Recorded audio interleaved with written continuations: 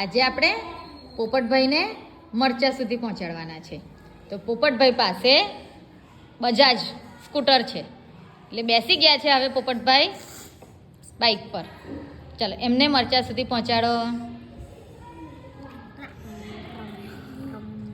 કશે બાઇક અટકાવો ના જોઈએ. પેલો હાથ બદલો.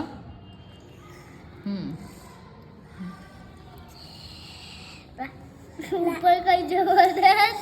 હા યાર યુટર્ન લઈને પાછા આવી ગયા તો.